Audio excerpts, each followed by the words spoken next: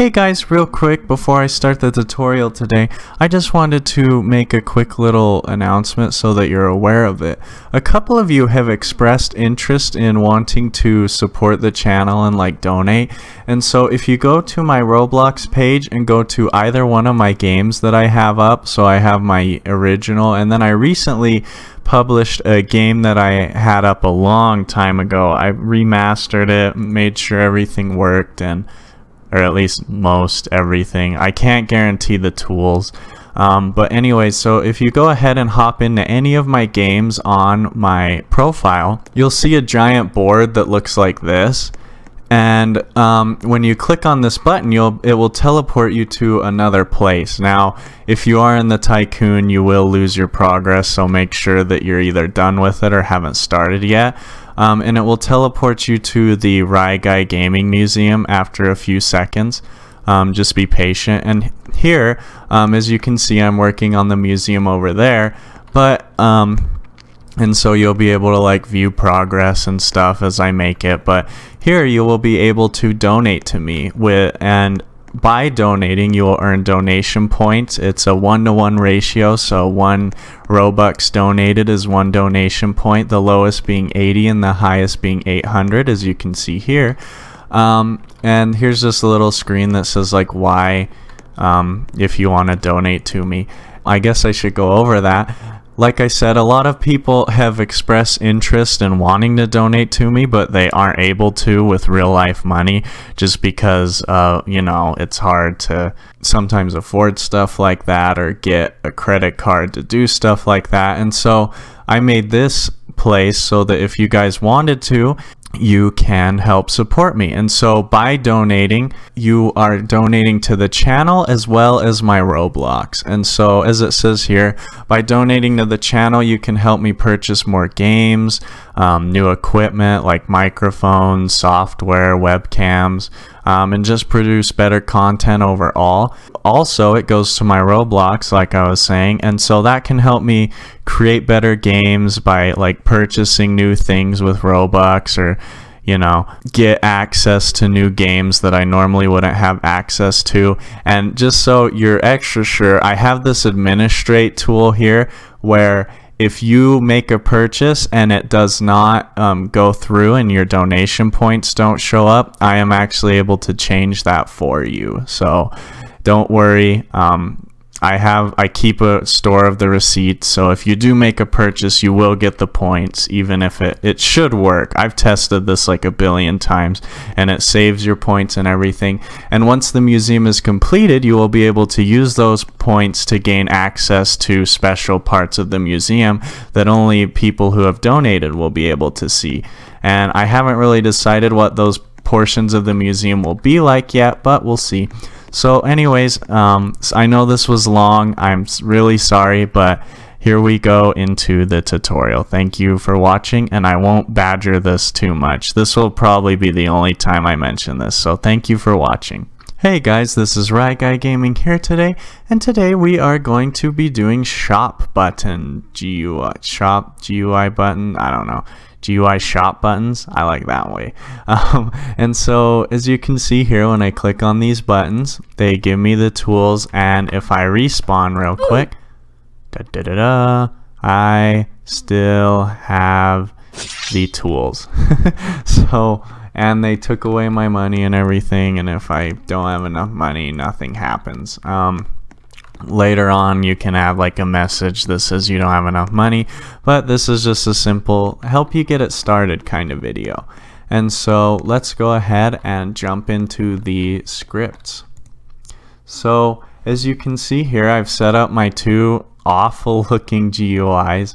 Obviously yours will probably look a lot nicer than mine, just because you guys are a lot better at building and designing things than me, and you probably care about what they look like. This is just a tutorial, so I don't really care, but anyways, I'll shut up.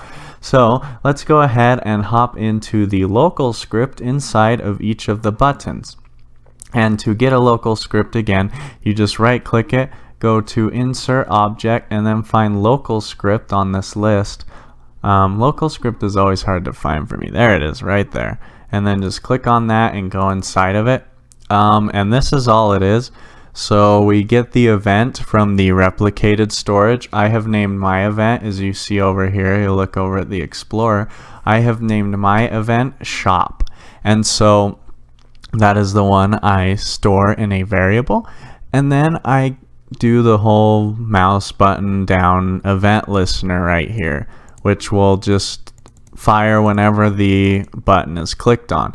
And then it just causes the event to fire to the server, and it passes through the name of the tool we want to sell and the cost, and that's it. Just make sure that the name is in quotes or else it will crash and not work. So make sure it's purple and in quotes like that, and then the number is just a regular number. So my scythe was worth 100, so it's 100. And then the sword was worth 100 as well, but as you can see here, I changed it to classic sword because that's the name of the tool.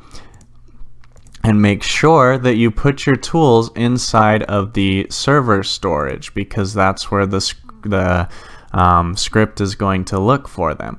The server storage is right here. This just stores stuff on the server.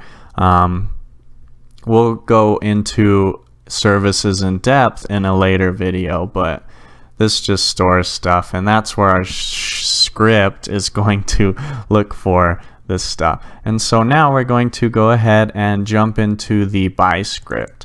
And so as you can see here, first I get the server storage and store it into a variable called server storage, and then I get that same event that I got last time, the shop event that's inside the replicated storage. And then I create an event listener on event. That's kind of confusing. And so it's just event.onServerEvent::connect, and then you pass in a function which takes the parameters of the player, which is passed in automatically once you fire the server from the client, the item, which was just the name of the tool that we passed in, and the cost, which was just the number, obviously. And then we get the money value from the player. So make sure you change this right here in quotes to the name of your currency. And the way to figure that out is look in your leaderboard script. It should look like this, and you should see like local whatever equals instance.new int value, and then we'll say, mine says cash, but it says like cash.name and it's money. So mine is money, but yours might be cash or coins or gold. So make sure you keep track of that and replace money with whatever your currency is called. Next, we look for the tool in the server storage and clone it. This clone line is important because we don't want to give the player the only tool in the storage. We want to give them just a copy of it. Next, these two are just checks to make sure that the money value and the tool actually exists so that the script doesn't crash on us in case either of those aren't true, which if you set this up right, they should always be true. So you shouldn't have to worry about those. And then this if statement checks to see if the player has enough money. So it says money.value, if money.value is greater than or equal to the cost. So as you saw, I have my money value set to start at 200. So 200 is greater than or equal to the cost, which was 100. So we'll go in and do the stuff in the if statement. So the first thing it does is it decreases the money value by the cost. So this would be right here, for example, 200 minus 100, just for an example. And then it puts the tool into the player's backpack right here. Now I have one more line here, and this is the line that lets you keep the tool when you respawn or die.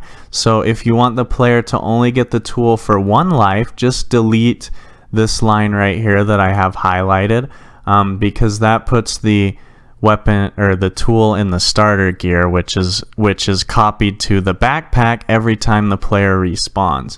So if there's nothing in the starter gear, nothing gets copied to the backpack. And so that's how that works. And so I hope you found this video helpful and not confusing. I know filtering enabled can be confusing, but hopefully this kind of just practicing with it kind of shed some light on how it works and everything. And I really hope that you guys enjoyed this video. If you did, please be sure to subscribe if you haven't yet, and post a comment if you have any issues or any future suggestions or recommendations for tutorials, or just something you need help with. And I will see you guys in the next video. Thank you very much for watching today, and I hope you have a great rest of your day. Goodbye.